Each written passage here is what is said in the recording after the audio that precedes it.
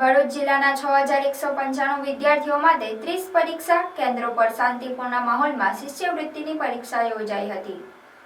રાજ્યના સરકારની પ્રાથમિક અને માધ્યમિક શાળાના વિદ્યાર્થીઓ માટે શિષ્યવૃત્તિ પરીક્ષા યોજાઈ હતી, જેમાં ભાષા, સામાન્ય જ્ઞાન અને ગણિત વિજ્ઞાનના વિષયમાં કુલ 60 માર્ક્સ માટે 120 પ્રશ્નો છે।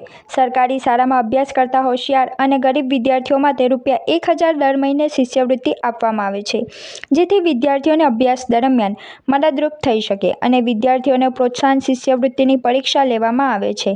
આ શિષ્યવૃત્તિ પરીક્ષામાં ભરૂચ જિલ્લાના 30 કેન્દ્રો પર ધોરણ 6ના 4104 અને ધોરણ 9ના 2091 વિદ્યાર્થીઓ મળી કુલ 6195 વિદ્યાર્થીઓનો સમાવેશ થતો હતો।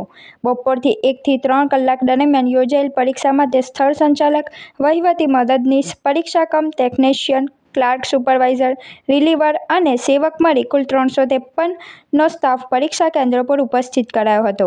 જિલ્લા શિક્ષણાધિકારી સ્વાતિ બા રાઉલ પરીક્ષા વ્યવસ્થા પર નજર રાખવા સાથે જરૂરી સૂચના આપી રહ્યા હતા। તેઓએ આ અંગે માહિતી આપી પરીક્ષાની માહિતી આપી હતી। રાજ્ય પરીક્ષા બોર્ડ દ્વારા પ્રાથમિક સ્કોલરશિપ એક્ઝામ અને માધ્યમિક સ્કોલરશિપ એક્ઝામ 2025 હાલમાં આજના દિવસે લેવાઈ રહી છે।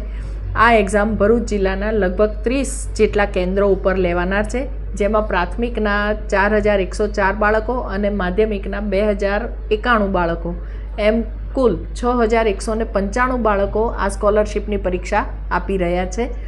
આ પરીક્ષા પાસ કરી અને મેરિટમાં આવનારા પાત્રતા ધરાવતા વિદ્યાર્થીઓને પ્રતિ વિદ્યાર્થી ₹1000 એટલે કે 12 મહિનાના ₹12000 સ્કોલરશિપ પેટે તેઓ ભણશે ત્યાં સુધી દર વર્ષે તેમને મળશે।